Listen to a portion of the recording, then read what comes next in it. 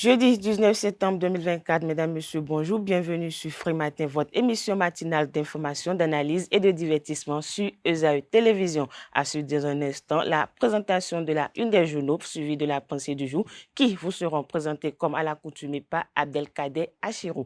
Juste à sa suite, vous aurez droit au bulletin matinal d'information et à la page des sports. Au sommet de ce bulletin matinal d'information qui sera une présentation de Anaël Dohou, le chef de l'État, Patrice Talon, a reçu une délégation des Nations Unies hier mercredi. Le Conseil des ministres est tenu également hier mercredi avec plusieurs décisions. Le président de la Haute Autorité de l'Audiovisuel et de la Communication, AC, Edouard Loko, a rendu visite à son homologue de la Sénat. Plus de précisions avec Anaël Dohou.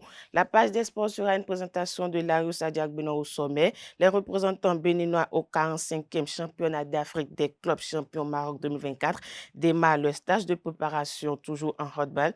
Le président de la Fédération nigériane du handball et de la zone 2 est admiratif du niveau de progression du handball béninois. Plus de précisions avec le reporter sportif.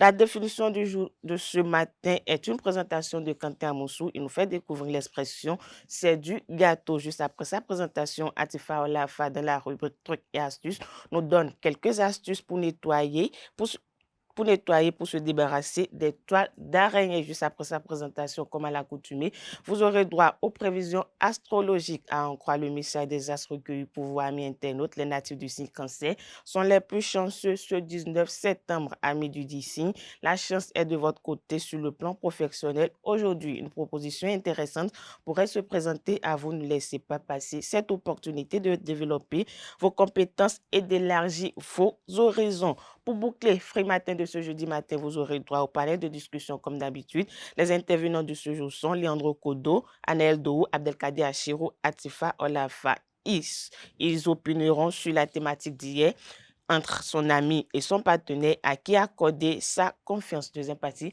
voilà ce qui est du plan de ce jeudi matin pour Free Matin. On démarre sans plus tarder avec Abdelkader Achirou pour la présentation des une des journaux, juste avec ceci.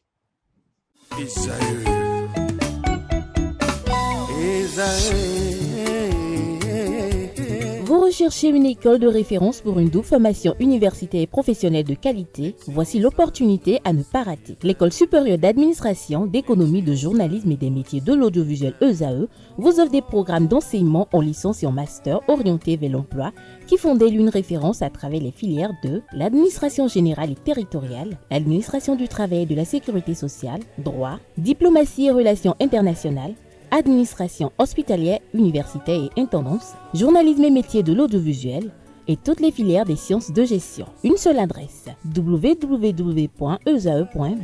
Rendez-vous dès maintenant sur nos campus ESAE Bedromende au numéro 90 93 65 21 ou au numéro 98 98 14 00. Paracourt sur le numéro 52 46 12 12. Aboumé-Calavi au numéro 52 88 44 44. Akpata au numéro 52 88 33 33. ESAE, l'excellence à un nom.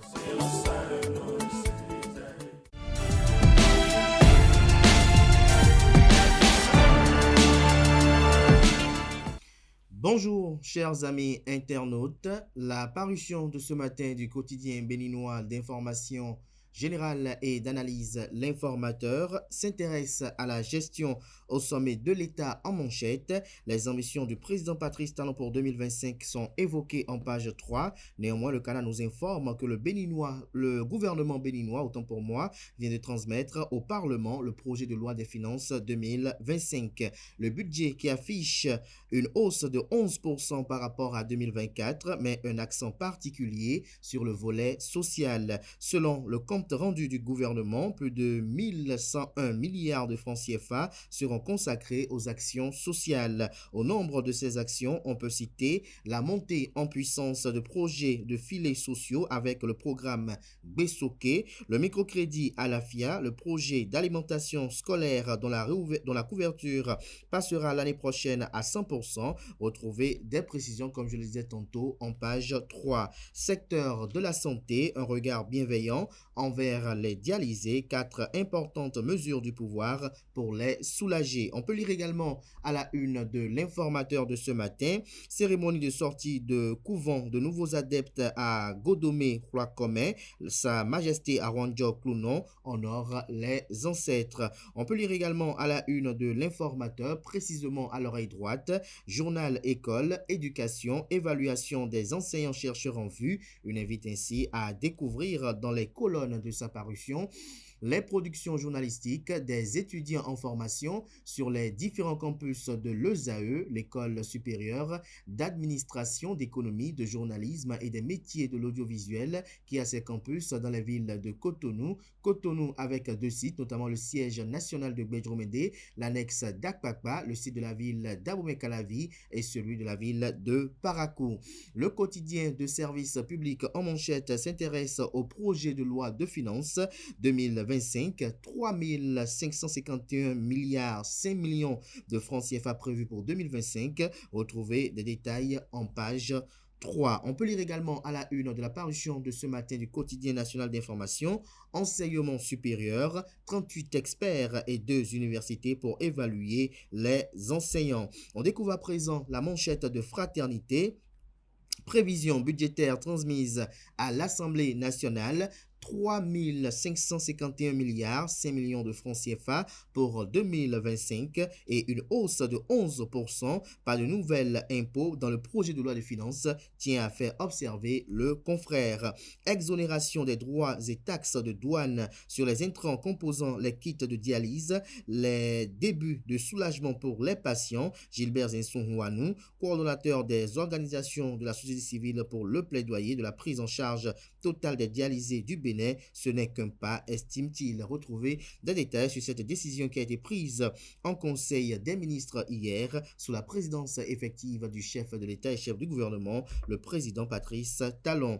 Exonération des kits de dialyse de droits et taxes de douane, une bouffée d'oxygène pour les dialysés, communique ce matin le matinal en manchette. Le Canard fait savoir que le gouvernement soulage les dialysés au Bénin, attentif aux cris de cœur des malades. L'exécutif a posé un acte fort le mercredi 18 septembre 2024 en Conseil des ministres. Les kits de dialyse seront exonérés de droits et taxes de douane. En Conseil des ministres, le projet de décret y afférent a été adopté, lequel vous est publié en page 2. Litige domanial à Semek-Bodji, un proche de Adrien Ngbeji en prison. De qui s'agit-il? Élément de réponse dans les colonnes de la parution de ce matin de Le Matinal.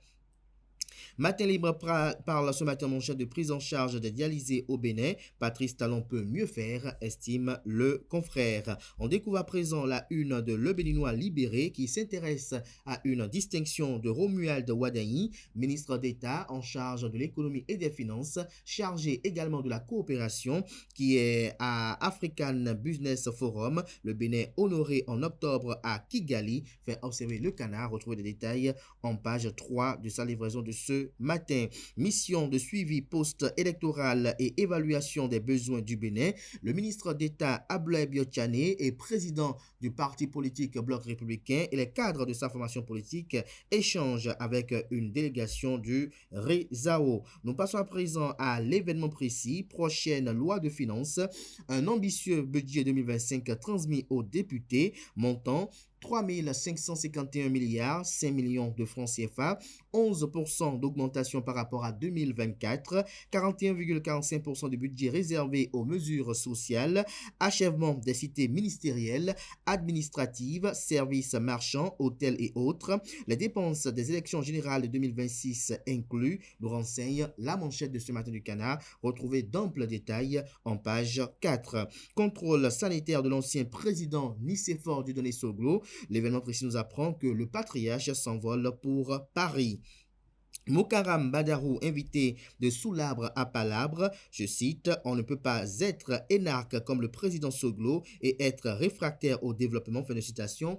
Retrouvez la transcription intégrale de ses propos sur l'actualité politique nationale dans les colonnes de la livraison de ce jeudi. Gestion 2025 au Bénin, un projet de budget de 3 551 milliards transmis au Parlement, pas de nouvelles mesures fiscales ou douanières, 41,50% dédiés aux actions sociales social, fait observer le journal également.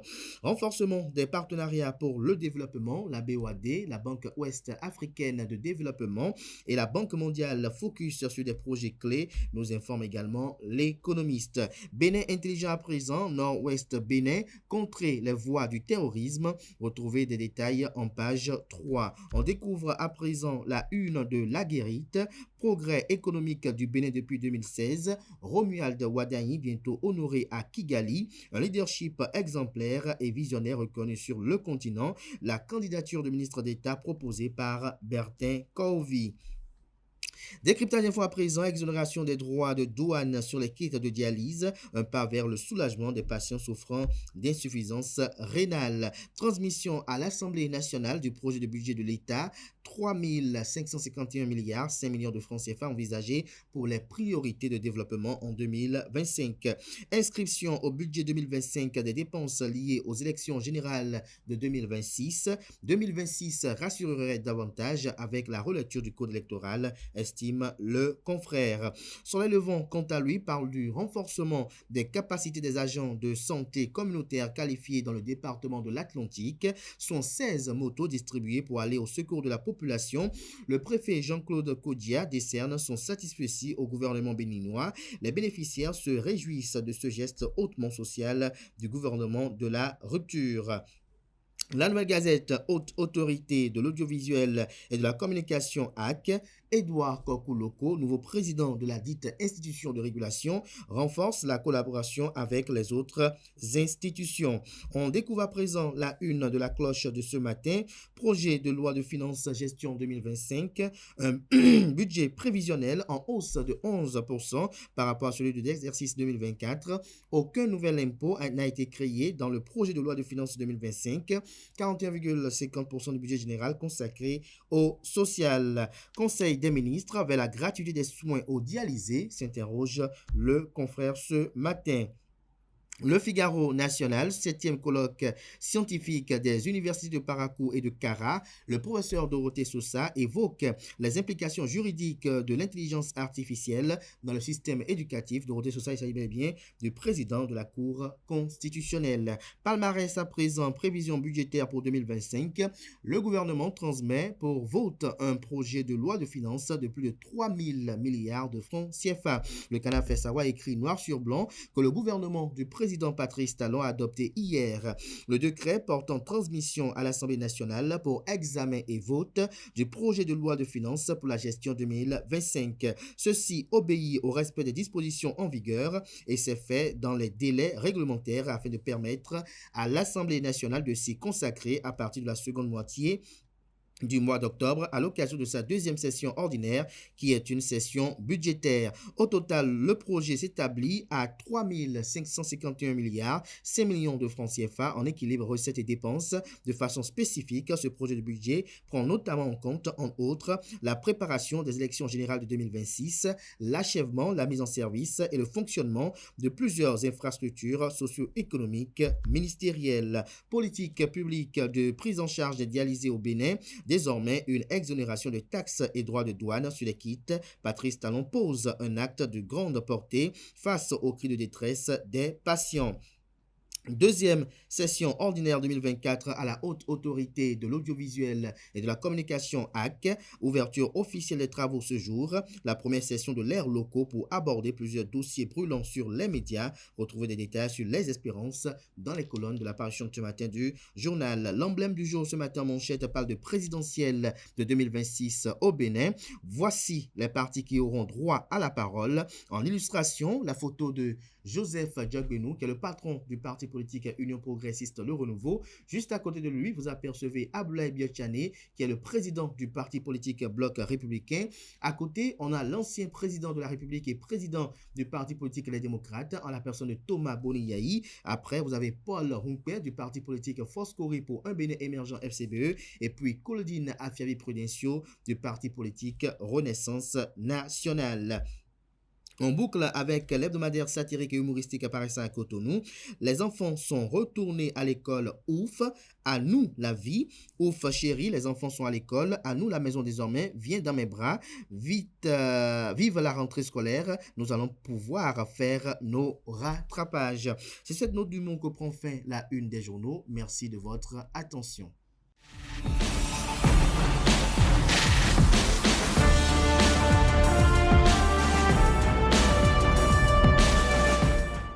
La pensée du jour, c'est avec vous, Abdelkader Achirou. Bonjour. Bonjour à vous, Nasrine Fatoumbi. La pleine forme. Ça va. Le soupir de tout à l'heure. Ça va, ça va. Allez, allez-y. Chers amis internautes, bonjour à nouveau. Les choses les plus belles de la vie ne sont pas juste des choses. Elles sont des personnes, des instants, des émotions, des souvenirs qui s'inscrivent dans nos cœurs et nous accompagnent tout au long de notre existence.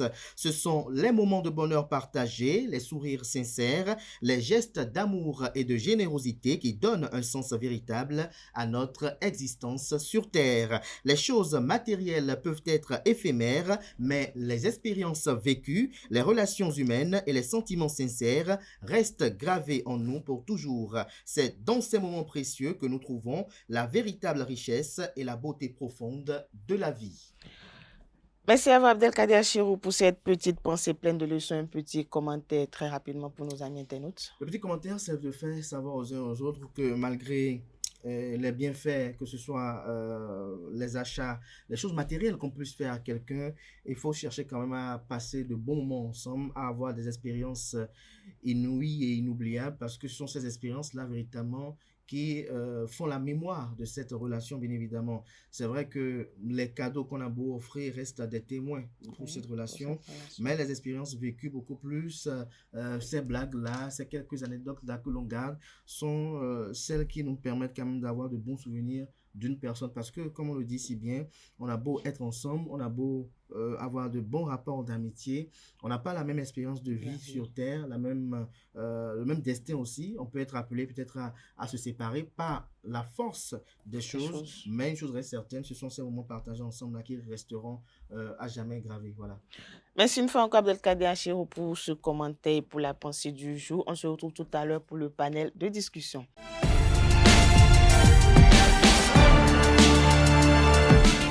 Matinale d'information, c'est avec vous, Anel Dou. Bonjour. Bonjour à vous, Nasrine Fatoumbi. La page des sports, c'est avec vous, Lario Sadiagbeno. Bonjour. Oui, bonjour, Nasrine. Vous allez tous bien? Sportivement bien. Alors, on démarre avec vous, Anel Dou. Le chef de l'État a reçu une délégation des Nations Unies hier au palais de la Marina. Effectivement, le chef de l'État, Patrice Talon, a reçu hier mercredi 18 septembre 2024 une délégation des Nations Unies. Au menu des échanges, la situation pas seulement au Bénin, mais aussi dans la sous-région, la question du terrorisme, les problèmes de développement et bien d'autres sujets étaient au menu des échanges. Suivons ensemble plutôt cette capsule vidéo sur les propos de l'envoyé spécial du secrétaire général des Nations Unies pour l'Afrique de l'Ouest et du Centre, Leonardo Santos, à la sortie des échanges. C'est un plaisir. Nous avons échangé avec son Excellence sur le Président sur la situation, pas seulement au Bénin, mais aussi dans la région, les défis qui se posent à la région, les problèmes de terrorisme, les problèmes de développement, des efforts de développement, et la nécessité que les pays travaillent ensemble et en coordination pour faire face à ces défis. Il y a un effort, et je tiens à féliciter les pays, pour, pas seulement pour adresser la paix et la stabilité au pays, mais aussi en coordination avec d'autres pays. Et le Bénin est un pays côtier, c'est un pays qui est de ligne de front dans la recherche de la paix et de la stabilité dans la région. Nous encourageons les pays à poursuivre dans cette voie, de chercher toujours, à travers du dialogue, les formes de surmonter les problèmes, les différences. Le Conseil des ministres est tenu hier mercredi sous la présidence effective du chef de l'État, chef du gouvernement Patrice Talon, avec plusieurs décisions à la clé. Les membres du gouvernement béninois se sont réunis hier mercredi 18 septembre 2024 pour la session hebdomadaire du Conseil des ministres, présidée par le chef de l'État, chef du gouvernement et président de la République Patrice Talon. Comme à l'accoutumée, d'importantes décisions ont été prises. Suivez ici les décisions prises au titre des mesures normatives. En point 1, transmission à l'Assemblée nationale pour examen et vote du projet de loi de finances pour la gestion 2025. Ce projet de budget s'établit à 3 551 005 de francs CFA, en hausse de 11% par rapport à 2024. Dans le but de renforcer la résilience de notre économie, il consacre la poursuite et la consolidation des leviers de sa transformation structurelle et une meilleure redistribution des fruits de la croissance économique pour plus d'équité et de justice sociale. Ainsi, courant 2025, les actions de diversification des secteurs productifs, de transformation et de création de valeur seront poursuivies et accentuées. En dépit du contexte d'incertitude croissante du fait des aléas climatiques, des chocs exogènes, il postule un taux de croissance de 6,8% en lien avec les performances attendues dans le secteur agricole et l'expansion du tissu industriel, le secteur portuaire et le tourisme.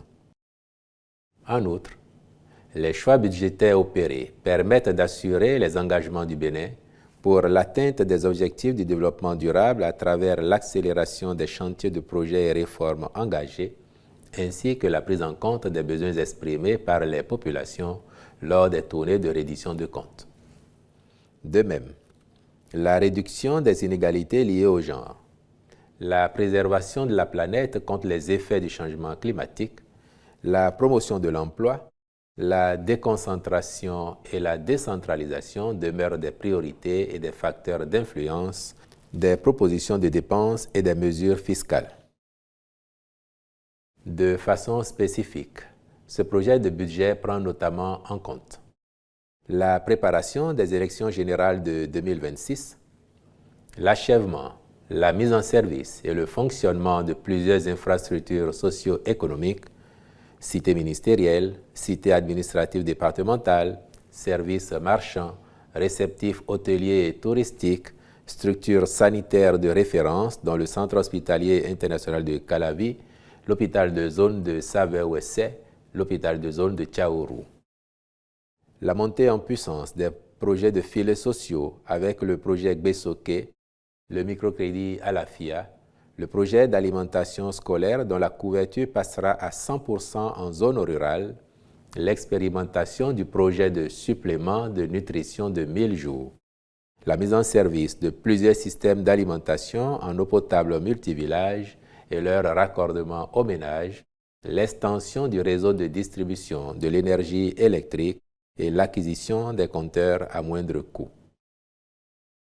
Globalement, il est à observer que les dépenses à sensibilité sociale cumulent à elles seules à 1101,71 de francs CFA en 2025, correspondant à 41,5% du budget général.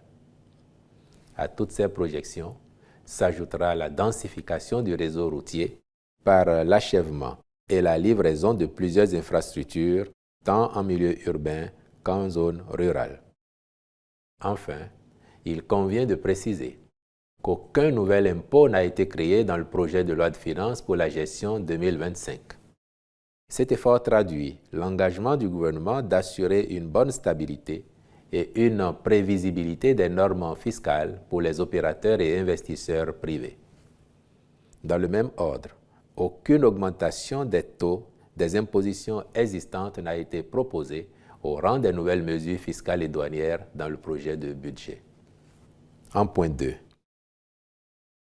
Adoption du décret portant exonération des droits et taxes de douane sur les intrants composant les kits de dialyse. La prise en charge de la dialyse nécessite des ressources importantes impliquant l'intervention de l'État aussi bien que la participation des patients. En vue d'étendre l'offre de soins aux dialysés et la rapprocher des populations à l'intérieur du pays, de nouvelles unités de dialyse ont été mises en place à Porto Novo et à Abomey, tandis que celles de Cotonou et de Parakou ont été renforcées par l'acquisition de 57 nouveaux générateurs de dialyse et d'équipements divers. Par ailleurs, la Société béninoise d'approvisionnement en produits pharmaceutiques a développé un modèle d'acquisition des intrants qui permet de renforcer la disponibilité des kits et d'en réduire le coût. Tenant compte des contraintes auxquelles font face les patients, le Conseil a décidé d'exonérer tous les intrants entrant dans la composition des kits de droits et taxes de douane afin de réduire davantage le coût du kit et de faciliter le bénéfice du traitement aux patients. Les ministres concernés prendront les dispositions appropriées pour l'application effective de cette décision. Il a été adopté le décret fixant les modalités de désignation des membres des corps de métiers et secteurs au sein des conseils départementaux et du Conseil national du Conseil économique et social. Restons toujours avec le porte-parole du gouvernement dans le registre des communications. Des décisions ont été également prises à ce propos. Je vous invite à suivre à nouveau Wilfried Léandre Rumbedi pour plus de précisions. Au chapitre des communications, en point 1, contractualisation dans le cadre de l'installation et l'appui au fonctionnement de 6 complexes de transformation dans les filières manioc, maïs et riz de type co-entreprise pour le compte du projet d'appui au développement agricole et à l'accès au marché. Le dit projet vise à améliorer durablement la sécurité alimentaire et nutritionnelle ainsi que les revenus des petits producteurs, en particulier les femmes et les jeunes. Dans sa mise en œuvre, il prône un changement de paradigme axé sur la création durable de valeur ajoutée par la promotion des partenariats économiques inclusifs reliant les petits producteurs et leurs organisations au secteur privé et au marché. Ces interventions répondent aux besoins d'investissement de taille requis dans les filières agricoles conventionnelles, riz, maïs et manioc, porteuses de croissance. Il promeut les partenariats productifs au sein des acteurs de chaînes de valeur ayant des relations d'affaires et des intérêts communs et qui sont susceptibles d'élaborer ensemble un plan d'affaires pour améliorer la transformation et la commercialisation des produits, l'objectif étant d'accroître les revenus. C'est dans ce cadre qu'il accompagne ses bénéficiaires dans la mise en place et le renforcement des capacités de 6 unités agro-industrielles formalisées en co-entreprise et dédiées à ces filières dans les communes de Tofo, d'Assazumé, Ketou, Aplaoué, Banté et Bopa. Le Conseil s'est prononcé en faveur de la réalisation diligente de ces unités. En point 2, autorisation de signature d'accords cadres avec des experts et des universités pour le contrôle et l'évaluation des enseignants et chercheurs du supérieur. Dans le cadre de sa mission de promotion de la qualité de l'enseignement et des travaux de recherche, la délégation au contrôle et à l'éthique dans l'enseignement supérieur est autorisée à solliciter les services d'experts individuels et d'universités de grande réputation.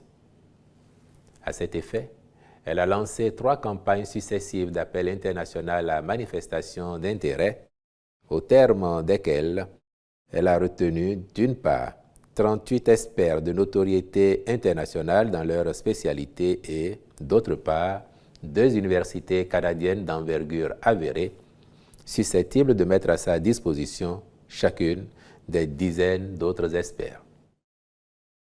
En outre, elle dispose d'une base de données sur tous les enseignants-chercheurs des universités publiques du Bénin, ainsi que d'un accès autorisé à celle des alumni du Conseil africain et malgache pour l'enseignement supérieur CAMES. Ces 2 bases contiennent des centaines d'experts africains. En vue de permettre à la délégation d'accomplir sa mission avec efficacité, le Conseil a marqué son accord pour la signature d'accords cadres avec les experts et universités retenus pour le contrôle et l'évaluation des enseignants et chercheurs du supérieur. Au chapitre des rencontres et manifestations internationales, il a été autorisé la participation du Bénin aux sessions du conseil d'administration de l'École supérieure multinationale des télécommunications à Dakar au Sénégal du 24 au 26 septembre 2024, puis l'organisation au Bénin du 19e Congrès international sur la drépanocytose à Cotonou du 10 au 12 octobre 2024. Le président de la Haute Autorité de l'Audiovisuel et de la Communication (HAC) a rendu visite à son homologue de la Sénat. Hier, mercredi 18 septembre 2024, le président de la Haute Autorité de l'Audiovisuel et de la Communication HAC, Edouard Loko, a rendu une visite de courtoisie au président de la Commission électorale nationale autonome Sénat, Saka Lafia. Cette rencontre a permis de renforcer la collaboration entre les deux institutions, notamment pour garantir une couverture médiatique transparente et équilibrée lors des échéances électorales dans notre pays. Les deux présidents se sont engagés à travailler ensemble pour la promotion d'une information fiable, équitable, essentielle à la démocratie béninoise.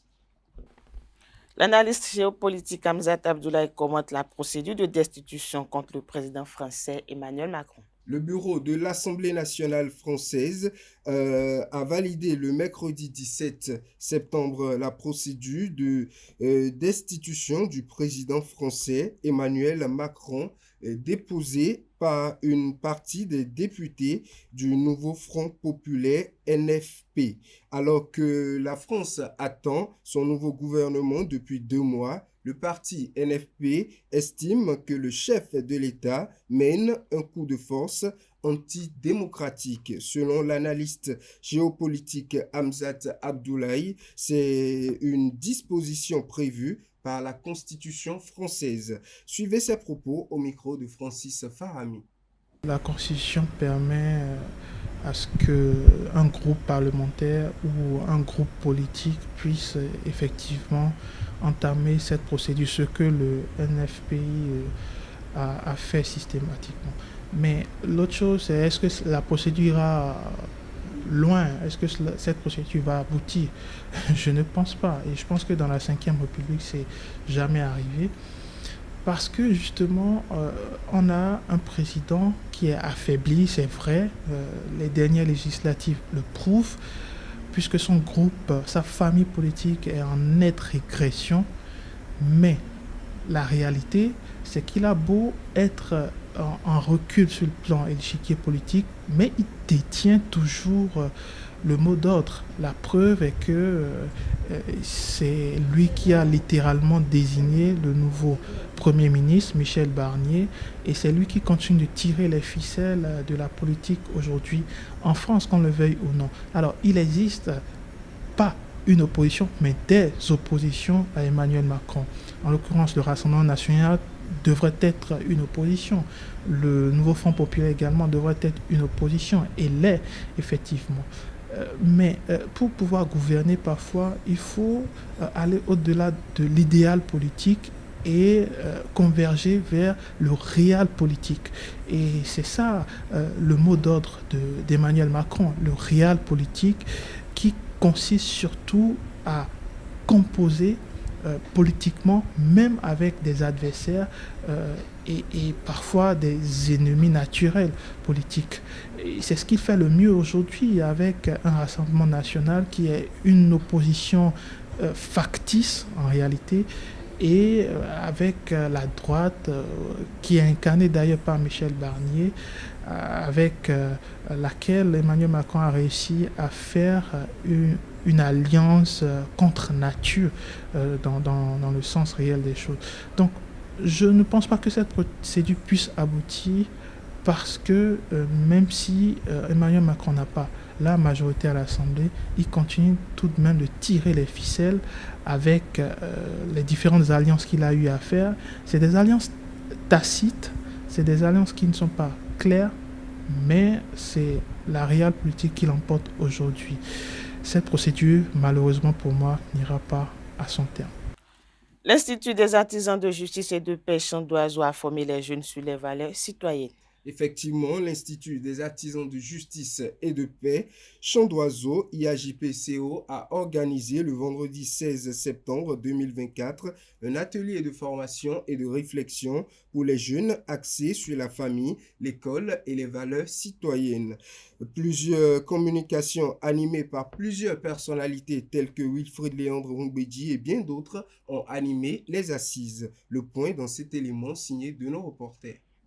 Atelier de réflexion et de formation pour les jeunes à l'Institut des artisans de justice et de paix Chandoiseau, organisé en collaboration avec la Fondation Konrad Adenauer et l'Université d'Abomey-Calavi. Cette édition est axée sur le terme « La famille et l'école à la croisée des chemins des valeurs citoyennes ». Des assises qui sont ouvertes par l'évêque de Lokossa, Monseigneur Kofi Roger Anoumou, chargé de la commission éducation au sein de la conférence épiscopale du Bénin. La famille et l'école se conjuguent pour jouer ce rôle de coéducateur pour chaque homme depuis les premiers moments de la vie.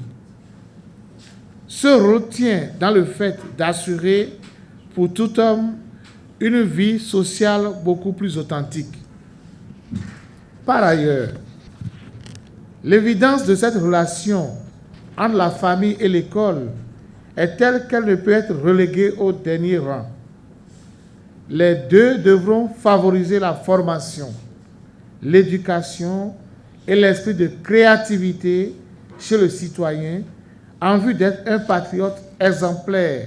Vu la sensibilité de cette relation, des échanges sur l'état de la question aujourd'hui semble nécessaire. Deux communications ont meublé ce rendez-vous. La première animée par Wilfrid Léandre Rumbedji, secrétaire général adjoint et porte-parole du gouvernement, portait sur le terme « Renforcer l'éducation familiale de base pour asseoir les valeurs citoyennes de développement ». La deuxième, sur les valeurs éthiques et citoyennes, atout intrinsèque d'insertion professionnelle des jeunes, a été développée par le professeur Adolphe Pachavi. Les étudiants ont pu tirer des enseignements des vécus des orateurs. La fin de la soirée a été consacrée à un panel de discussion sur l'employabilité des jeunes. Les panélistes, Francine Aïssi-Ouani et les professeurs Achille Massoubodi et Mariana Massoubodi ont donné les armes aux jeunes pour réussir. Un nouveau défi relevé avec brio par l'Institut des artisans de justice et de paix Chandoiseau et ses partenaires. Que ce que vous avez entendu aujourd'hui, vous puissiez le partager avec les uns les autres, pour que, en communauté, en réseau, nous puissions travailler. Il faut partir au moins des communautés, des réseaux, en vue de travailler ensemble. Le Béninois ne sait pas travailler ensemble. Le Béninois rase les murs. Surtout les Béninois de la diaspora, chacun de son côté, chacun se cherche et nous rasons les murs. Nous ne sommes pas des lézards. Nous sommes humains et travaillons véritablement humains. L'Institut des artisans de justice et de paix Chandoiseau, par cet atelier, a armé les jeunes pour relever de nouveaux défis avec de meilleurs moyens. La lutte contre les violences basées sur le genre, on en parle. La lutte contre les violences basées sur le genre, VBG, s'annonce plus intense dans les prochains jours. Des artistes, des organisations de la société civile, des professionnels des médias et structures étatiques travaillent depuis le lundi dernier à l'élaboration d'un argumentaire de plaidoyer national contre le phénomène. À quelques heures de la clôture de cet atelier, Toura Salou Adjibade, responsable lead pays de l'Alliance Droit et Santé au Bénin, Henri Joël Dossou, directeur exécutif du scoutisme béninois, et Gildas Atolou, représentant de l'ONG Le Barca, dressent un bilan des travaux au micro de Larios Setondé à Diagbino. Je tiens à dire que de par la qualité des débats, on peut se dire que nous sommes satisfaits parce que nous avons bien commencé. Tous ceux qui sont attendus sont là, sont présents et ils participent. Donc on a quand même une satisfaction par rapport aux différentes présentations, aussi bien des acteurs sociaux, des consultants et aussi du ministère par rapport à la qualité des données. Parce que l'un des problèmes, des casse-têtes pour pouvoir élaborer des argumentaires de plaidoyer, c'est d'avoir les ressources, c'est-à-dire les données.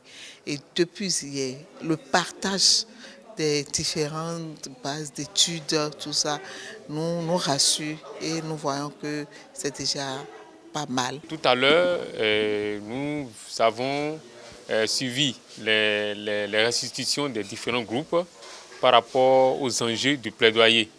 Et au vu de ce qui a été présenté, nous sommes très satisfaits. Et à travers ces restitutions, nous avons pu dégager les enjeux du plaidoyer et les argumentaires qui doivent accompagner ces enjeux qui ont été définis, les chiffres qui justifient le choix de ces enjeux-là ont été clairement définis et ça nous permet d'avoir les informations nécessaires pour pouvoir porter ce plaidoyer que nous envisageons dans les prochains jours. Je vous assure que cet atelier est une opportunité pour nous, en tant que représentants de l'EBACA, à avoir aussi des données fiables, des données qui répondent, qui montrent le tableau, la couleur du tableau que nous avons en termes de VBG au Bénin. Les travaux de cet atelier nous permettent de dire actuellement que nous sommes dans une bonne lancée, que le processus est bien enclenché.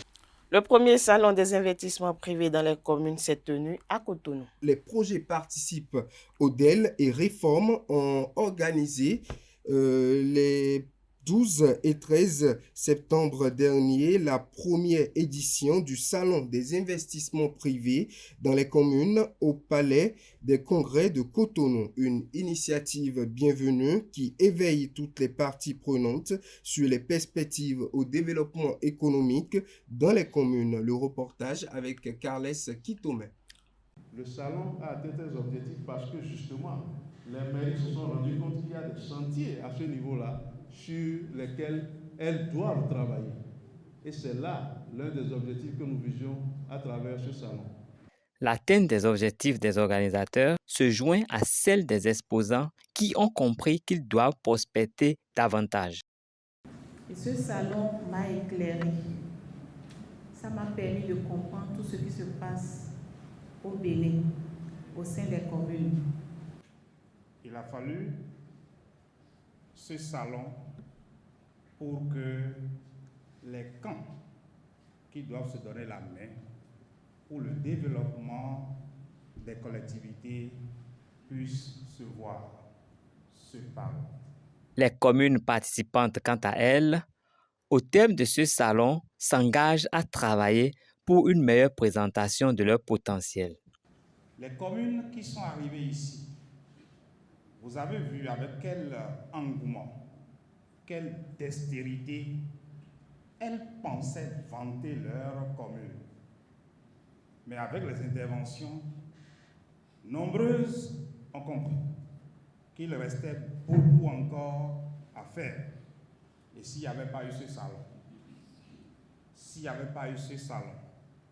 et c'est dans cela que, au nom de mes pairs, nous témoignons toutes nos reconnaissances en direction de participer. Juste 2 jours pour ouvrir la porte de nouvelles perspectives de développement économique pour les communes. Dernière information pour finir, la CEDEAO condamne les attaques à Bamako.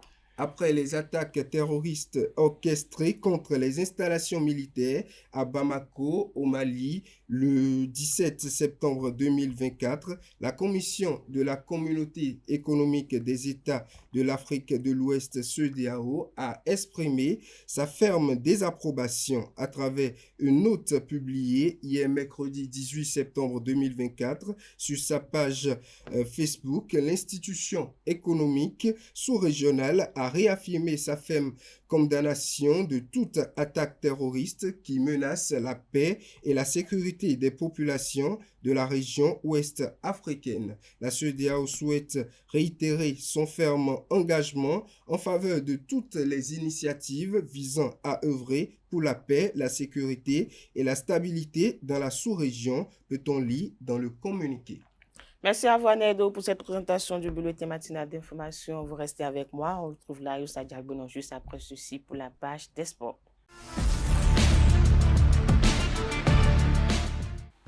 Larios Adiagbono, bonjour à nouveau. Oui, bonjour, Nasrin Patoumi. On parle handball, les représentants béninois au 45e championnat d'Afrique des clubs champions Maroc 2024 démarrent le stage de préparation. Tout à fait. L'équipe masculine de Adidja Handball Club des Forces armées béninoises, Flores CNSS hommes et dames vont défendre les couleurs du Bénin lors de ces joutes continentales du 10 au du 9 octobre prochain. Afin de mieux affûter leurs âmes, Flores CNSS entame ce week-end sa préparation. Hervé Sosukwe, entraîneur adjoint du club double champion du Bénin de la saison 2024, et son manager Aimé Sebior ont un défi à relever lors de cette compétition. Même si on n'ira pas jouer la finale, on espère faire une bonne prestation parce qu'il faut rendre à César ce qui est à César et à Dieu ce qui est à Dieu. Le gouvernement, si les gens peuvent dire peu, mais aujourd'hui, je vous assure, ça descend sur les joueurs. C'est très important. Ce que le gouvernement met aujourd'hui descend sur les joueurs.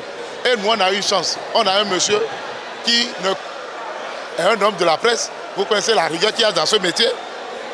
On a un président aujourd'hui qui est un homme de la presse aussi, de la communication. Et vous qui accompagnez, ça nous permet aussi de sortir. Et on espère que de là-bas, on enverra les meilleurs résultats pour qu'au moins on puisse connaître plus le Bénin. Il y a 3 équipes béninoises qui vont. Nous allons donner quelques jours de repos à l'organisme, que la fatigue puisse descendre, d'accord? Et nous allons reprendre les entraînements dans une semaine. Dans une semaine, jour pour jour, on va aux mises au vert pour amorcer la préparation de la Coupe d'Afrique. Que ce soit en homme comme en dame. Toujours handball, le président de la Fédération nigériane de handball et de la zone 2 est admiratif du niveau de progression du handball béninois. Le Bénin retrouve tout doucement son meilleur niveau d'il y a quelques années, ce qui sous-tend les propos de Samuel Okeo, président de la zone 2 de la Confédération africaine de handball, au thème des playoffs de la Ligue Pro 2024 disputés le samedi 14 septembre dernier au Hall des Arts, Loisirs et Sports de Cotonou. Suivez ces explications. I think I see a lot of growth. From the last time I was here till now, I can see that the league has grown significantly. I can see a lot of quality players that à chaque fois qu'il fait un voyage sur le territoire béninois, c'est avec beaucoup d'émotion parce qu'il constate aujourd'hui que le handball nigérien est en train de compléter le handball béninois et ça donne un fruit extraordinaire. Aujourd'hui, il ne peut même pas comparer les joueurs béninois avec les joueurs nigériens parce qu'il a compris qu'aujourd'hui, c'est vraiment une neutralité sur le terrain. Et avec les 2 matchs des finales qu'il a assisté aujourd'hui, il a assisté à un beau match qu'il n'espérait même pas. Mais là, il constate désormais que le continent africain est en train de présenter vraiment de bons joueurs qui peuvent gravir l'échelon international. Alors, sa présence ici au Bénin, il dit qu'il va continuer à notifier et à travailler avec la Fédération béninoise de handball pour quand même, dans les années à venir, qu'on puisse espérer une équipe digne de nom en Afrique.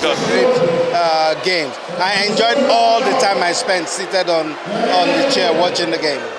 Pour finir, on parle à présent de la disparition de l'athlète béninoise Odile Aronwano. Rien ne filtre depuis le mardi dernier et l'annonce de la disparition de la triple championne d'Afrique d'heptathlon en France. Le mouvement sportif béninois reste en alerte. L'inquiétude est grande. Le Bénin reste en union de prière pour qu'on puisse retrouver l'athlète béninoise saine et sauve. Merci à vous, Larios Adiagbono, pour cette présentation de l'actualité sportive. Merci une fois encore à Naël Dorou. On passe à présent à la définition du jour et aux trucs et astuces.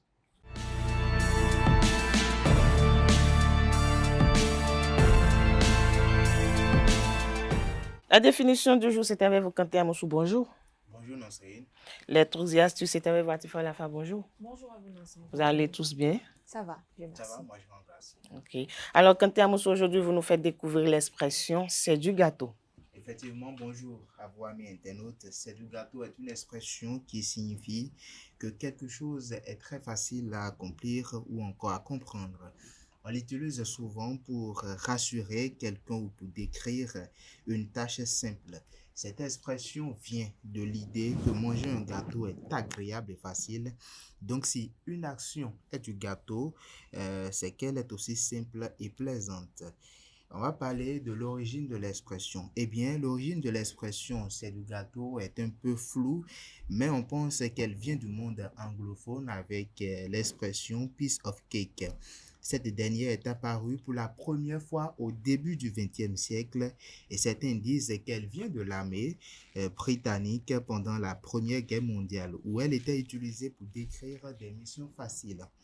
Alors, l'expression a ensuite traversé l'Atlantique et est devenue populaire aux États-Unis. Dans les années 1920 et 1930, elle était couramment utilisée dans les milieux littéraires et cinématographiques. Les auteurs et ces scénaristes utilisaient pour décrire des situations simples ou encore pour souligner la facilité avec laquelle un personnage résolvait un problème. Et au fil du temps, l'expression a été adoptée dans d'autres langues, dont le français, où elle est devenue c'est du gâteau. Bien qu'elle ait conservé son sens d'origine, elle a quand même pris une couleur locale avec la référence au gâteau, qui est un dessert en français. Beaucoup plus apprécié d'ailleurs. Aujourd'hui, cette expression est largement utilisée pour parler de tâches faciles et plaisantes sans lien direct avec la pâtisserie. Et voilà, c'est tout pour la définition de ce matin. Merci à vous, Quentin Amoussou, pour cette découverte. Vous restez avec moi. On retrouve Atifa Olafa juste après ceci pour les trucs et astuces.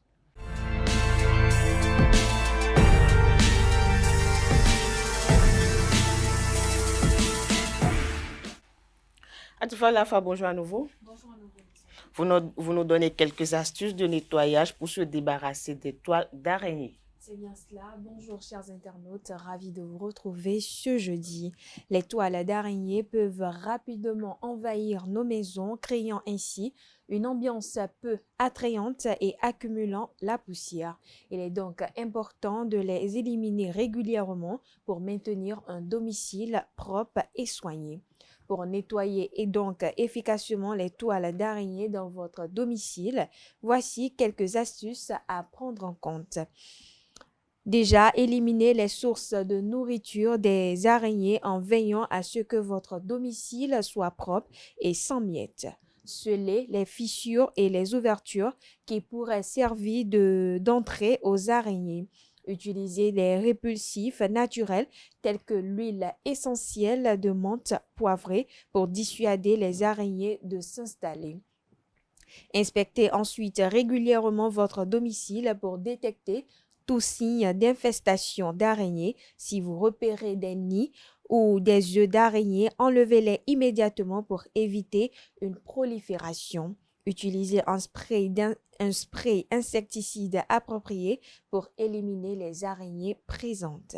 Si vous préférez utiliser des méthodes plus naturelles pour vous débarrasser des toiles d'araignée, il existe quelques solutions simples pour vous-même, créer vous-même vos produits d'entretien naturels. Pour ce faire, mélangez de l'eau tiède avec quelques gouttes de liquide vaisselle doux dans un pulvérisateur. Vaporisez ensuite le mélange délicatement avec un chiffon propre. Cette solution éliminera les toiles sans utiliser de produits chimiques agressifs. Une autre option naturelle, c'est d'utiliser un mélange d'huile essentielle de citronnelle et d'eau dans un pulvérisateur. Les araignées ont une aversion pour l'odeur de la citronnelle, ce qui peut les dissuader de construire leur toile dans votre maison. Voilà, chers internautes, c'est tout pour l'astuce du jour. Merci et à très bientôt. Merci à Atifa Olafa pour ces quelques astuces naturelles maison. Vous restez avec moi, on passe à présent au panel de discussion, mais avant, voici les prévisions astrologiques sur Frématin.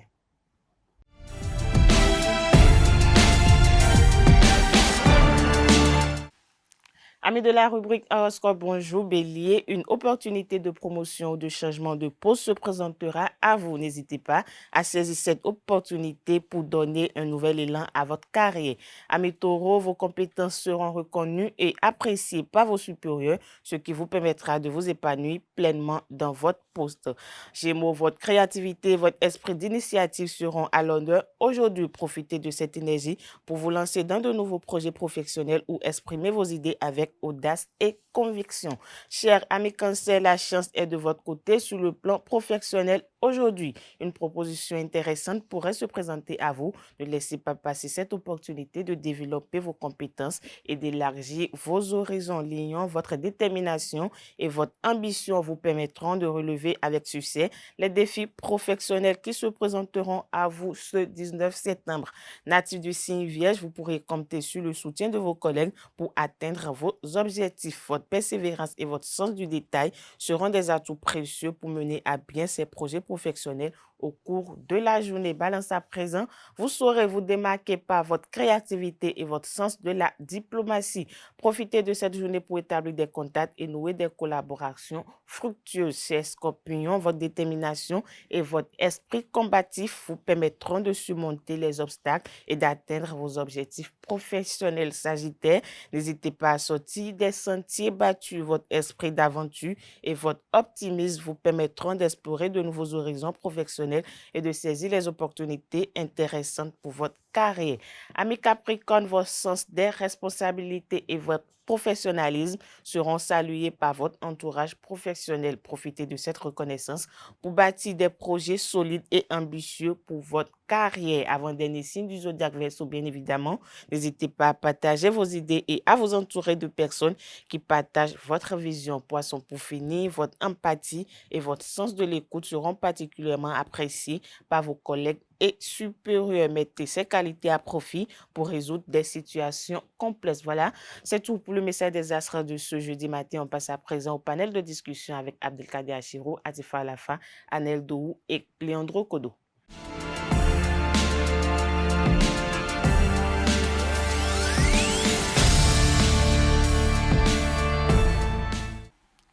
Le panel de discussion, c'est avec vous, Atifa Alafa. Bonjour à nouveau. Bonjour à nouveau, Nancy. Bonjour à nouveau, Abdelkader Achiro, Anel Dohou. Bonjour à nouveau. Alors aujourd'hui, on s'intéresse à la deuxième partie de la thématique d'hier, à savoir entre son ami et son partenaire, à qui accorder sa confiance. D'entrée, Atifa Alafa, dites-moi, selon vous, c'est quoi la confiance?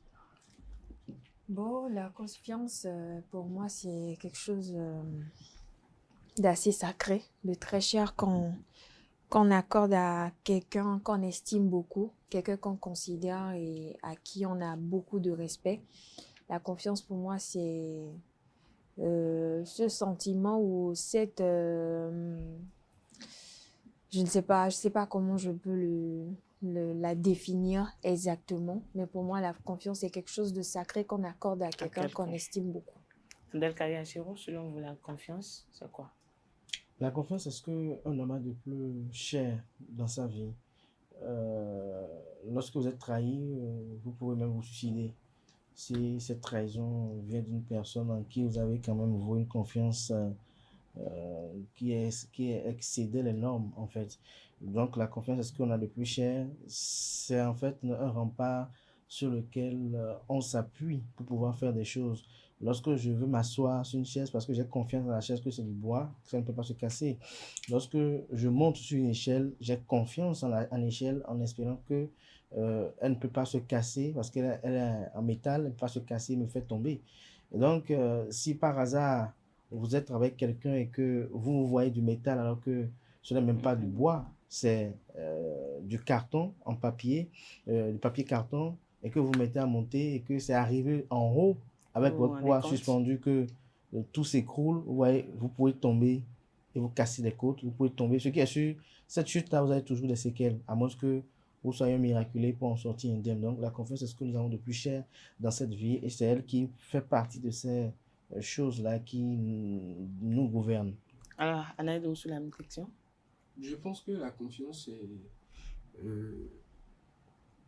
un acte que nous accordons, un acte qui est peut-être personnel à nous, un sentiment personnel que nous accordons à une personne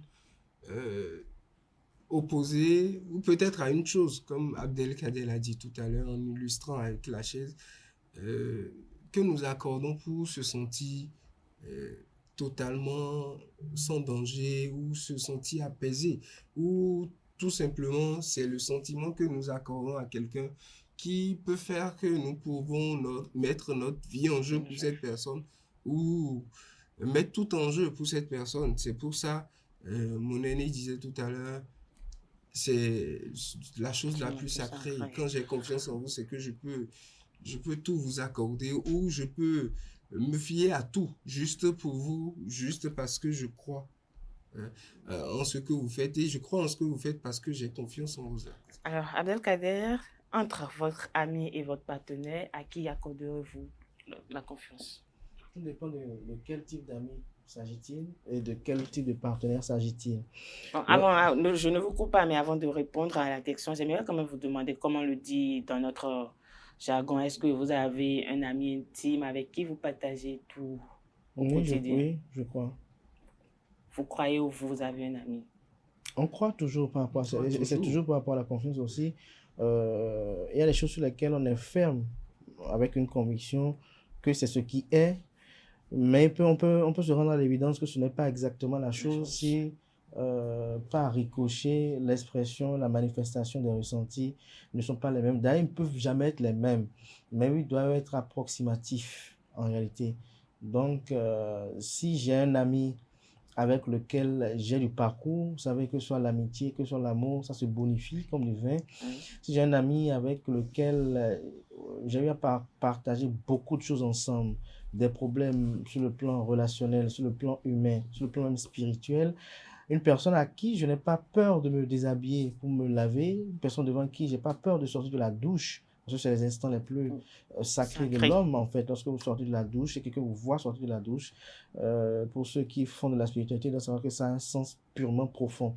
Alors, quelqu'un, lorsque vous entendez qu'elle est dans la chambre et que vous pouvez sortir de la douche et la voir, cette personne-là, à qui votre unité n'a plus de secret, cette personne-là connaît tous vos faux coups et vos bons coups. Lorsque je me marie, cette personne-là reste toujours un dernier rempart pour moi parce qu'elle a été témoin de la construction, l'édification de ma relation. Ça, dans la vie, il faut rester logique, il faut rester pédagogique. Et la pédagogie veut que on tisse la nouvelle corde au bout de l'ancienne. Je ne peux pas passer 20 ans de ma vie avec quelqu'un avec qui j'ai partagé beaucoup de moments, des moments de récréation avec des fous rires, des moments où nous allons faire des vols à l'étalage, des moments où nous allons peut-être faire du maraudage, des moments où nous allons peut-être faire les casses en coups avec les uns et les autres, avec tout ce qui est de bon comme de mauvais dans une relation amoureuse ou dans toutes les relations que nous nouons. Et du jour au lendemain, une fois plus ou moins accompli, avec un physique qui est acceptable dans la société, qu'une femme accepte de me rencontrer et que du jour au lendemain, j'oublie cet ami au détriment de cette femme parce que je me dis que je veux fonder ma vie avec lui. Je crois que c'est une idiotie sur laquelle il ne faut même pas éternellement revenir parce que tout dépend de comment vous avez bâti votre amitié et tout dépend de comment vous aurez bâti votre couple. Si l'ami avec lequel vous avez déjà fait 20 ans ensemble, vous pensez que c'est la femme avec laquelle vous êtes en train de faire 5 ans qui sera meilleure, ça veut dire que votre amitié avant reposait sur un château de cartes ou bien était sur du sable mouvant. Si l'amitié est une amitié sincère, une amitié éprise de ressentis réciproques, une amitié qui se voue dévotion et surtout, c'est très important, sacrifice de part et d'autre, sans réfléchir à quel type de sacrifice l'on veut faire, c'est ce type d'amitié que je parle. L'amitié qui fait que le jour où je serai plus de ce monde, mon ami pourra prendre soin de mes enfants comme ses enfants, sans un jour penser à en tirer un profit au regard de ce qu'il a eu à faire.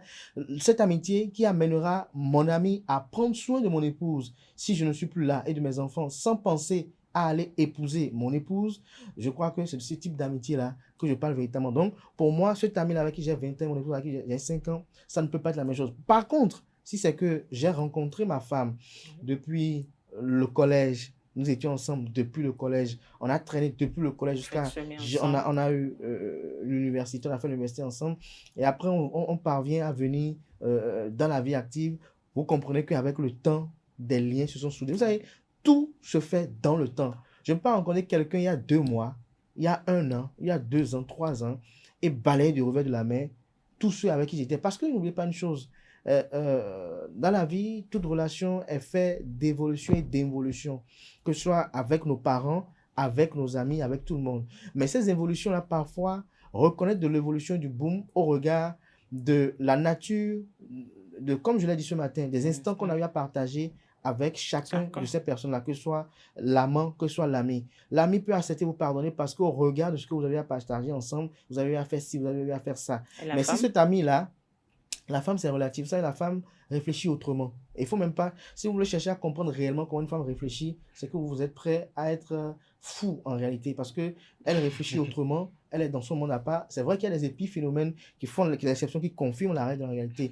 Mais pour moi, faire confiance à une femme, c'est dangereux. Je vais même vous dire encore plus loin. Lorsque vous avez des enfants, par exemple, et que vous êtes un homme, et que vous êtes appelé peut-être à effectuer des travaux spirituels sur vos enfants, vous êtes appelé peut-être à faire des choses pour consolider votre foyer, c'est l'ami qui peut vous passer de l'argent pour le faire. C'est l'ami qui peut vous faire certaines choses. Et mais demain, c'est pour votre foyer, c'est pour votre foyer. Pourquoi ne pas prendre l'argent chez votre épouse? Il arrive des moments donnés où des amis, et ça j'en ai été témoin, des amis qui, comme on dit chez nous en Yoruba, ils ont couvert le derrière de leur ami. C'est-à-dire, ils ont fait construire une maison à leur ami parce qu'ils ne veulent pas que son épouse l'embête. Ils ont fait faire organiser un mariage à leur ami parce qu'ils ne veulent pas qu'ils subissent tant et tant. Et c'est ce type d'amitié que je parle. Je ne parle pas des gens qui se rencontrent pour de l'opportunisme, qui pensent qu'ils sont amis, des gens qui se rencontrent peut-être pour des intérêts pas du tout sincères, des gens qui se rencontrent juste parce qu'ils se sourient, parce qu'ils ont quelque chose à penser l'autre, et du jour au lendemain, on trouve des arguments fallacieux. Vous savez, quand on veut se disputer avec quelqu'un, il y a beaucoup d'arguments. Le jour où vous serez prêt à quitter Esaü, vous trouvez tous les arguments pour traiter Esaü de tous les noms. Mais quand vous voulez rester quelque part, on fait avec, parce que nulle part au monde, quel que soit dans quoi vous vous mettez, il n'y aura jamais la paix du cœur total. Et dans la vie, je crois que cette vie, même réellement, elle n'aime pas qu'on le résiste, elle se vivifie lorsque on suit ce qu'elle nous impose, notamment les expériences parfois pas très agréables et même celles les plus agréables. Alors, à la fois, je vais quand même pas vous poser la question de savoir qui d'entre votre partenaire et votre ami à qui vous faites confiance. Avec Adéa, tout à l'heure, a quand même soulevé un point sensible, il a parlé de l'amitié. Est-ce que selon vous, de nos jours, l'amitié est vraiment basée sur l'intérêt? Si l'amitié est basée sur l'intérêt, aujourd'hui, oui. Aujourd'hui, il n'y a plus de vrais amis, même si certaines personnes font l'exception. Aujourd'hui, il n'y a plus de vrais amis. Et la plupart des amitiés qu'on a aujourd'hui est uniquement basée sur l'intérêt, je dirais. L'intérêt et la malhonnêteté, vous savez, parce qu'aujourd'hui, entre amis, ça se jalouse beaucoup. La malhonnêteté ou tout simplement l'hypocrisie? Oh, c'est les deux, hein. La malhonnêteté et l'hypocrisie, parce que plus rien n'est sincère, plus rien n'est vrai. On est juste là parce qu'on veut voiler la face, on est juste là par circonstance, on est juste là parce qu'il y a un intérêt en jeu. Alors que pour moi, l'amitié doit être dépourvue de tout ça. Lorsqu'on est ami avec quelqu'un, il faut prendre en considération tout ce qui va avec, que ce soit les bons moments, les mauvais moments, les défauts, les qualités de la personne. Même si vous n'avez pas quelque chose à apporter à cette personne-là ou vous n'avez pas les moyens de satisfaire cette personne-là dans tous les sens du terme, au moins être la présence seulement signifie déjà beaucoup. La présence et pour beaucoup. moi, vous ne voulez pas me poser la question, mais je vais le réitérer. Je ne fais confiance à personne. Je ne fais confiance qu'à moi-même parce que autant l'ami, autant le partenaire peut vous le faire à l'envers. Mais si je dois faire un choix, je dirais vous le plus faire à l'ami. l'envers dans quel sens? Vous trahissez. Vous trahissez, le partenaire. oui, le partenaire comme l'ami peut vous trahir à tout moment. Maintenant, tout dépend parce que vous pouvez avoir des vraies intentions, vous pouvez avoir de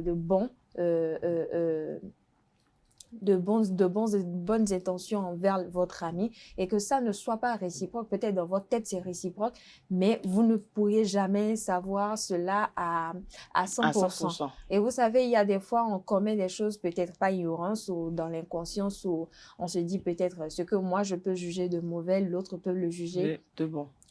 Donc, c'est vraiment compliqué, vous savez, les rapports humains. Mais si moi, je dois faire confiance aussi, je dois faire un choix, je ferai plus confiance à mon ami qu'à mon partenaire. Parce que le partenaire, je l'ai dit hier sur ce plateau, le partenaire est avec vous. Pourquoi? Parce qu'il éprouve des sentiments pour vous. Et quels sentiments?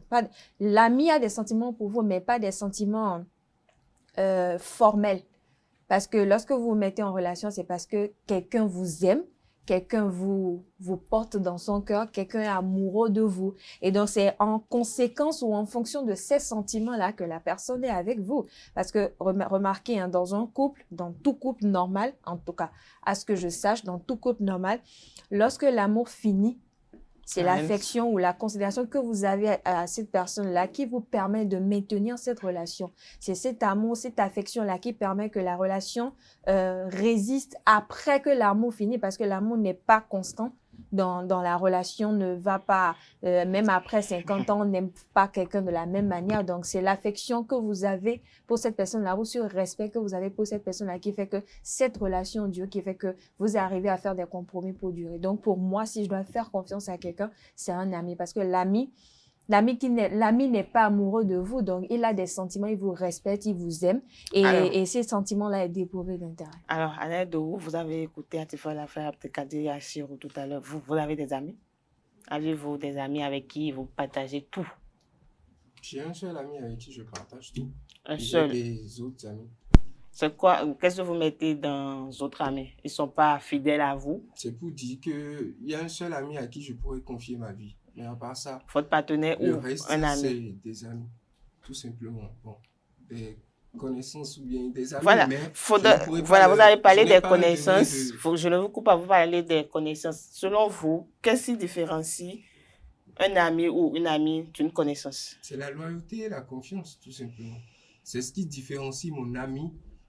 Quand je dis celui-ci, c'est mon ami. Et quand cet ami, je commence à l'appeler mon frère, c'est que je peux lui confier ma vie, j'en ai un seul. Et à part ça, tout le reste, c'est des amis, mais des amis plus en connaissance. Je ne pourrais pas leur confier ma vie. Le degré de confiance pour moi, ça commence lorsque je me sens à un point où je peux fermer l'œil et dire, vous me protégez. Vous pouvez me protéger même en mon absence. À partir de ce moment-là, c'est que ça a commencé à aller à un degré un peu... Atifa Lafay a dit quelque chose tout à l'heure. Elle a parlé de l'amour n'est pas constant. Je trouve que c'est le contraire. Je trouve que l'amour, même dans 100 ans, une personne peut vous aimer à un degré même supérieur. Mais, il y a un mais. Il y a cette citation de tout ce que notre grand frère Abdelkader a l'habitude de donner comme citation. La dernière fois, il a donné...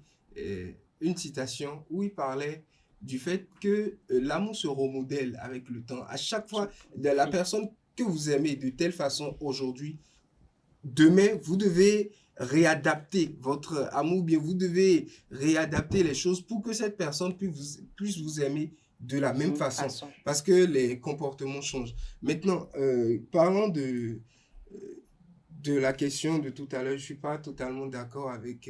Abdelkader. Mais c'est son opinion, à vous de donner votre opinion. Je ne suis pas d'accord, c'est que mon opinion ne va pas forcément dans le même sens. Parce que pour moi, je trouve que le temps ne détermine pas la loyauté de certaines personnes. Il y a des personnes qui sont nées pour être loyales. Ils sont logiques. C'est-à-dire que quand vous avez affaire avec eux et qu'ils vous disent quelque chose, ayez confiance à 100% en eux. Ce n'est pas le temps qui définit ça. Il y a un partenaire peut être à vos côtés, peut vous miroiter tout le bonheur, peut vous miroiter toute la confiance, mais avec le temps même, peut vous décevoir de la pire des façons.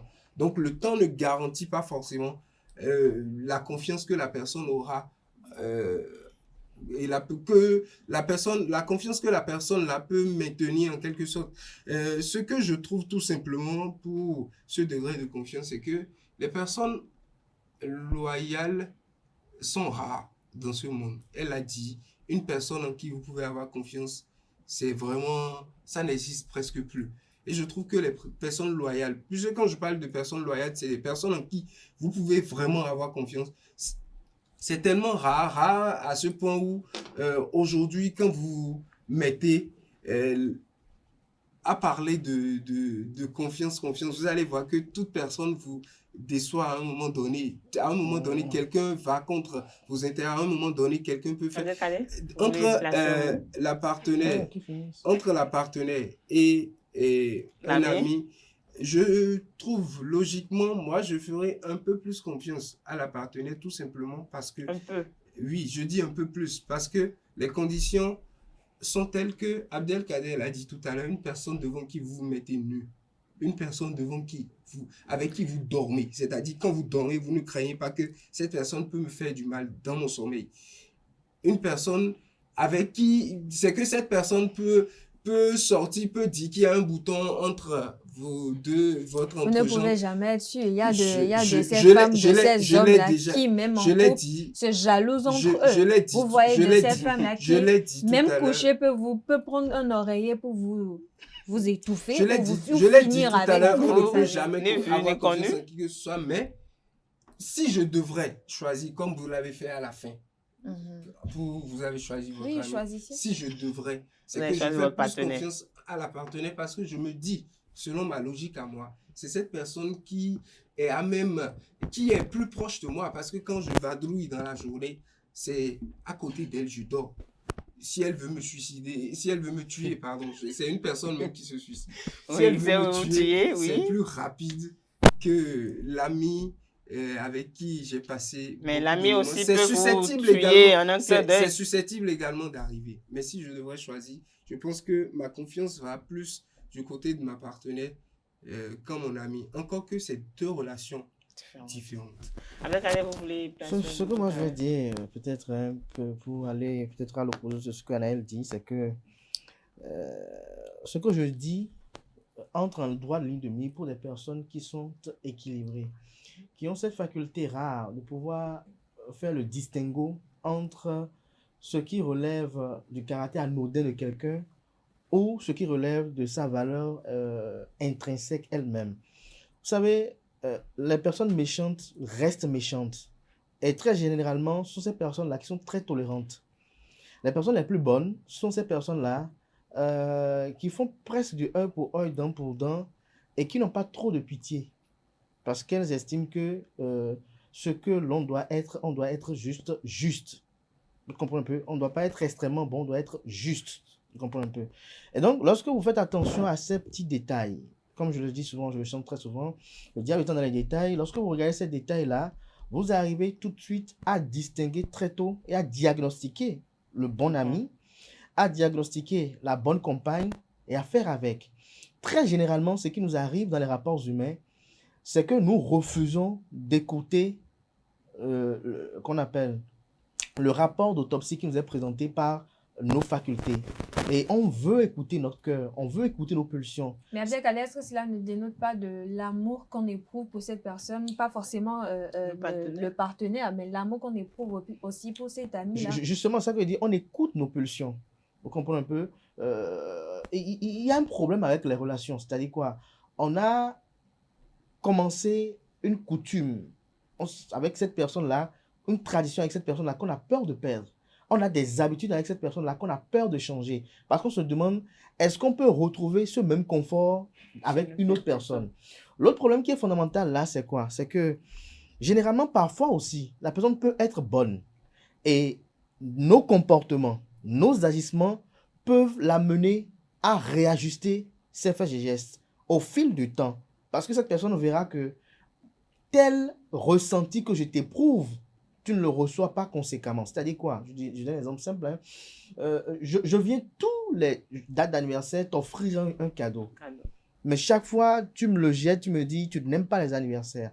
Je viens chaque fois, tu n'aimes pas. Au fil du temps, après 20 ans ou 25 ans, je dis une bêtise, hein, il peut arriver un moment donné où s'estompe cette volonté irrésistible de faire ce plaisir-là. Et lorsque va s'estomper ce plaisir-là, tu diras, ah oui, il a compris que je n'aime pas les anniversaires. Mais quelle est la déclinaison de cette décision dans nos rapports? On ne la mesure pas. C'est que dès qu'il a coupé ce désir de vouloir vous faire un cadeau de l'anniversaire, c'est qu'il coupe aussi le désir de vouloir faire certaines choses.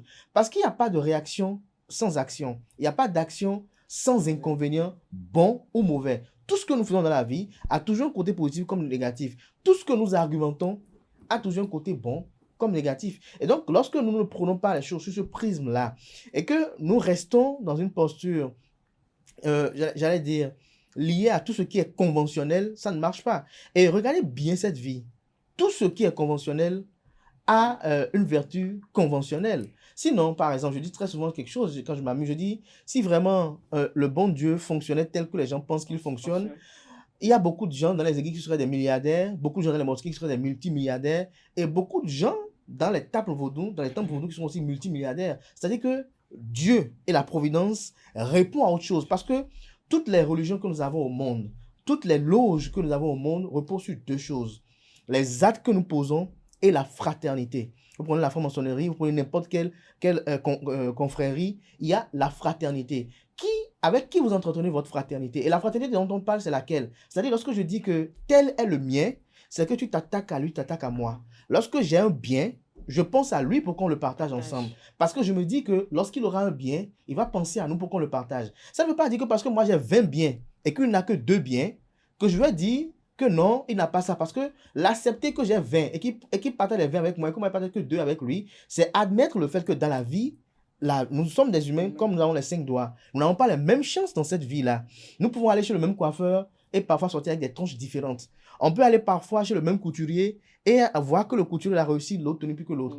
Et lorsque vous êtes droit à l'eldo dans la vie et que vous faites les choses comme cela se doit, je pèse mes mots, sans arrière-pensée, avec un cœur purement pur, au-delà même de vos efforts, la providence elle-même se charge soit de vous révéler des choses, ou carrément au pire des cas même, de vous compenser cette douleur-là que vous devez ressentir en réalité. Mais lorsque vous ne faites pas cet examen permanent, lorsque vous ne prouvez pas vos amitiés, lorsque vous ne prouvez pas votre épouse, et que vous restez dans le conformisme pour dire, bon, désormais c'est ma femme, on partage la vie ensemble, ça, je vais vous dire une chose, comme le disait hier le professeur David Kofi Hassan, une chose que je partage entièrement, ça me raison pour laquelle moi je suis très méfiant avec les femmes.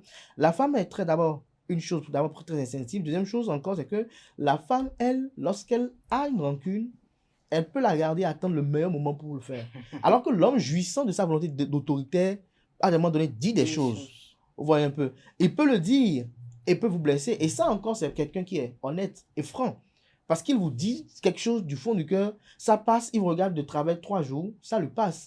Mais la personne mauvaise et méchante, elle sait que vous l'avez offensé, mais elle vous offre un sourire. Elle sait que vous avez fait ce que vous devez faire sourire. Et lorsque vous avez le feedback, elle vous le rend le coup. Mais sourire vous dit, je ne savais pas.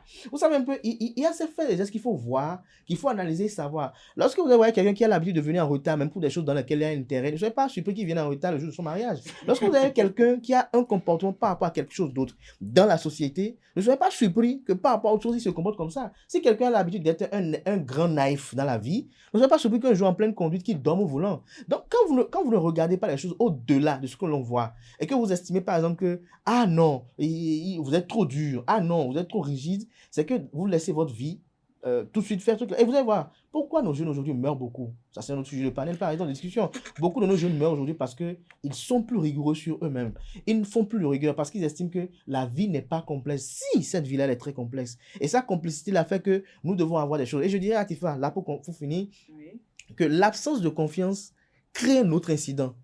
C'est-à-dire que lorsque le marié voit que lui, il a confiance en vous, et vous n'avez pas confiance en lui, tout de suite, vous créez alors un autre incident, c'est-à-dire lequel vous le mettez en insécurité, parce qu'il dit, mais si elle n'a pas confiance en moi, comment il doit avoir confiance en elle?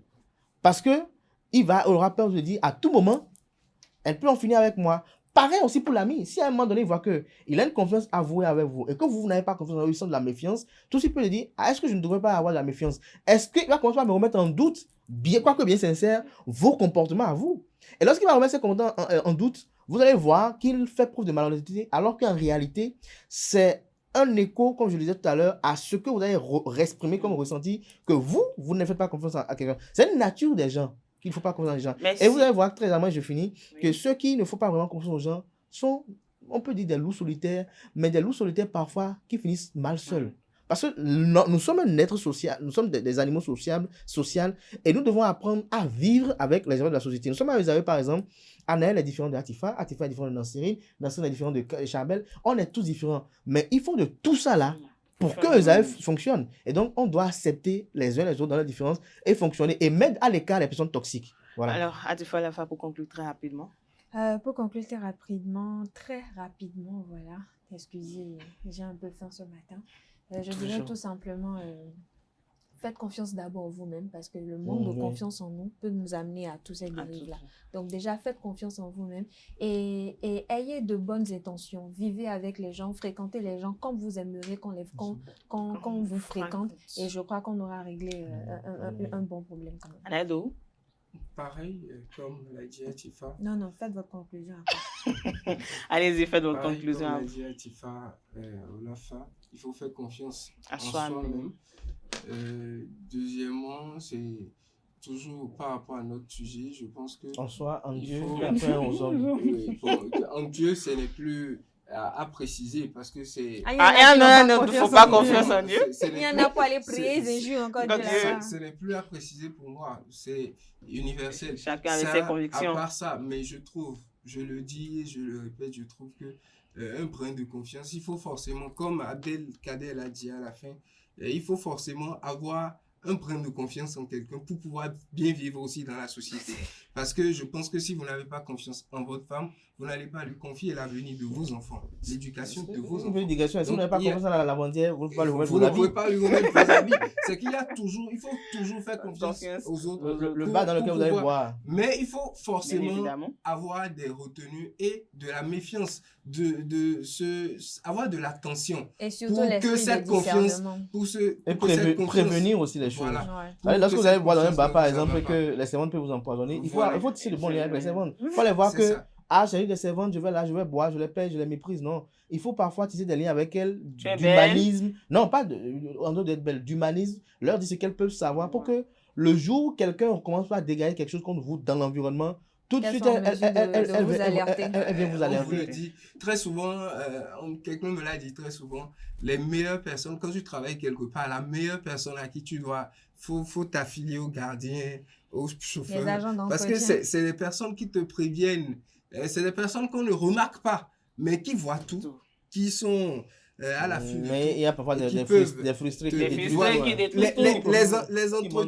les entretenir, pardon, te permet ça c'est encore un autre problème d'avoir quelques informations. Merci à tout un chacun. Merci une fois encore Abdelkader Achirou, Atifa Olafa, Naïdou. Merci aussi à vous, amis internautes, ainsi qu'enfin Frère Matin de ce jeudi matin. Atifa Olafa vous donne rendez-vous demain à la grâce de Dieu et celle des hommes.